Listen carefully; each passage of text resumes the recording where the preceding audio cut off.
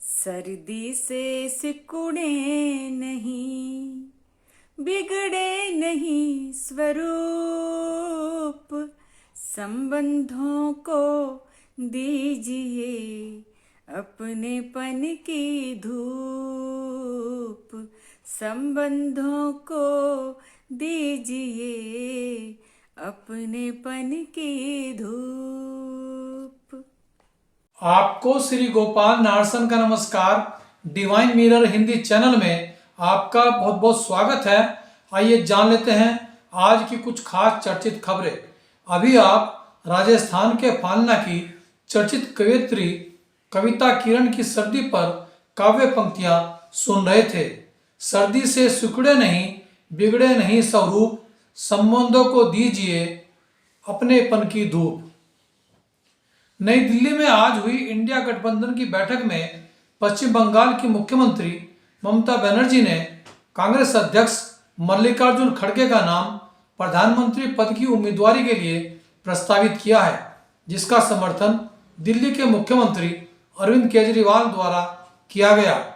इस बैठक में सोनिया गांधी, राहुल गांधी से लेकर बिहार के मुख्यमंत्री नीतीश कुमार, लालू प्रसाद यादव, उद्धव ठाकरे, आदित्य ठाकरे, अखिलेश यादव, फारूक अब्दुल्ला, महबूबा मुफ्ती व शरद पवार आदि शामिल रहे। आरएसएस नेता श्रीधर गाडगे ने आज जातिगत जनगणना को गैर जरूरी बताते हुए कहा कि इससे समाज में शत्रुता व असमानता बढ़ेगी, जो राष्ट्रीय एकता की दृष्टि से उचित नहीं है। नागपुर में उन्होंने कहा कि इस जनगणना से कुछ लोगों को राजनीतिक फायदा हो सकता है, लेकिन सामाजिक लिहाज से यह उचित नहीं है। प्रधानमंत्री नरेंद्र मोदी ने वाराणसी में विकसित भारत संकल्प यात्रा के तहत सरकारी योजनाओं के लाभार्थियों से संवाद करते हुए स्वयं सहायता समूह सखी मंडल की संचालिका चंदा देवी के भाषण की प्रशंसा की और उन्हें चुनाव लड़ने तक का ऑफर दे दिया। रामपुर गांव की चंदा देवी, जो लखपति बन चुकी हैं, अपनी कहानी अपनी जुबानी कार्यक्रम में शामिल हुई थी। गंगा से यमुना तक और दिल्ली से उत्तराखंड तक की सारी जमीन को अपनी बताने वाले कुंवर महेंद्र ध्वज प्रसाद सिंह पर दिल्ली हाईकोर्ट ने 10,000 रुपये का जुर्माना लगा दिया है। उन्होंने 65 रेवेन्यू स्टेट पर मालिकाना हक का दावा करते हुए हाईकोर्ट में रिट याचिका दाखिल की थी। हाईकोर्ट ने याचिका को विचार योग्य न मानते हुए न सिर्फ उसे खारिज कर दिया, बल्कि याचिकाकर्ता पर 10,000 रुपये जुर्माना भी ठोक दिया है। कार सेवा में सक्रिय रहे भाजपा के वरिष्ठ नेता लाल कृष्ण आडवाणी की याद आखिर राम मंदिर बनने पर आरएसएस व विश्व हिंदू परिषद नेताओं को आ ही गई। विश्व हिंदू परिषद के अध्यक्ष आलोक कुमार ने आरएसएस नेता कृष्ण गोपाल व रामलाल के साथ आडवाणी के घर जाकर उन्हें राम मंदिर उद्घाटन में शामिल होने का निमंत्रण दिया। इसी क्रम में मुरली मनोहर जोशी को भी आमंत्रित किया गया है। देश में कोरोना JN1 वेरिएंट की दस्तक को गंभीरता से लेते हुए केंद्रीय स्वास्थ्य मंत्रालय ने राज्यों को अलर्ट जारी किया है। उस संदर्भ में उत्तराखंड सरकार द्वारा जारी एडवाइजरी में हृदय, फेफड़े व सांस के मरीजों की विशेष निगरानी की जाएगी। अल्मोड़ा के धौल छीना क्षेत्र के कनारी छीना में मात्र 150 रुपये किराए में 7 कमरों के भवन में राजकीय एलोपैथिक व आयुर्वेदिक अस्पताल चल रहे हैं, लेकिन सरकार उक्त भवन का 150 रुपये मासिक किराया भी अदा नहीं कर पा रही है। किराए के लिए भवन स्वामी बहादुर सिंह 1 साल से स्वास्थ्य विभाग के कार्यालयों के चक्कर लगा रहा है।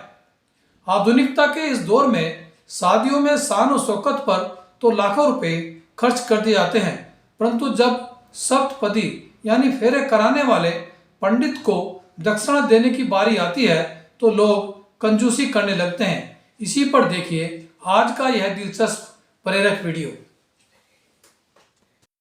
विवाह संपन्न हुआ, आज से आप दोनों पति पत्नी हैं।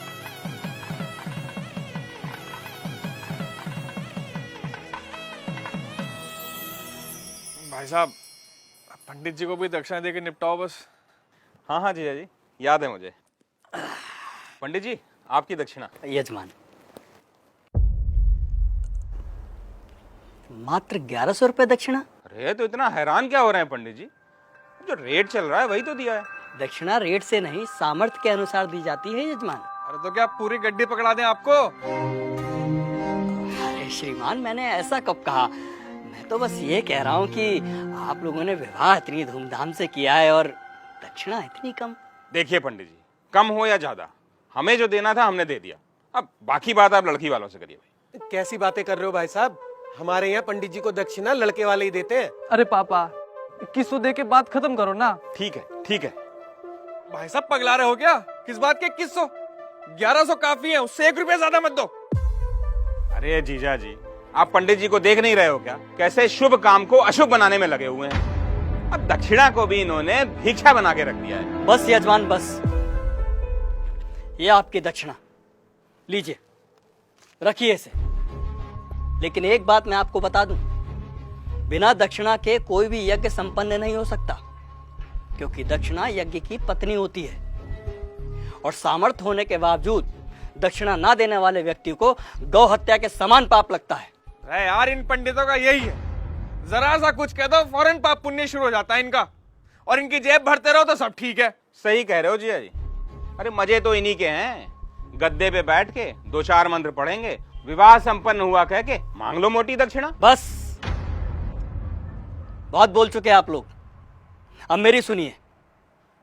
अरे आप जैसे व्यक्ति लाखों करोड़ों रुपए विवाह के खान पान, गहनों, महंगी गाड़ियों, आतिशबाजी और बैंड बाजों में खर्च कर देते हैं, लेकिन जब समय आता है पंडित जी को दक्षिणा देने का, तब आपके हाथ रुक जाते हैं, मानो पंडित ने दक्षिणा नहीं आपसे आपकी संपत्ति मांग ली हो।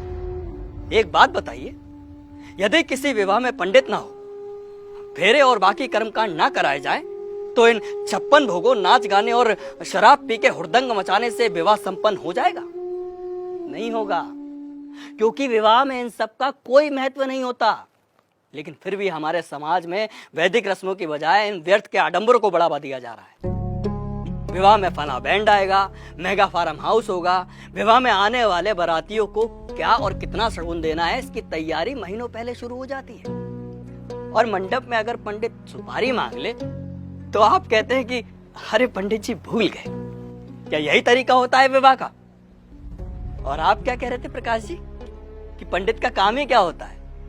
आराम से बैठ के 4 मंत्र पढ़ देना और दक्षिणा के लिए हाथ फैला देना। तो श्रीमान सुनिए, विवाह गुड्डे गुड़ियों का खेल नहीं होता, 7 जन्मों का अटूट बंधन है, जिसमें पंडित मंत्रोच्चारण करके देवताओं का आह्वान करता है और वर वधू को परिणय सूत्र में बांधता है। इसलिए पंडित और उनके द्वारा किए गए कार्यों की कुछ तो मर्यादा रखिए। उन्हें दक्षिणा भीख समझकर नहीं, आपको जीवन की सबसे बड़ी खुशी देने के लिए दीजिए।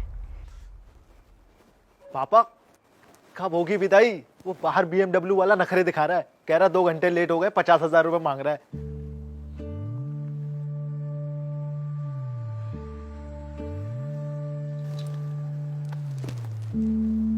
ये तुम्हारे विवाह की दक्षिणा।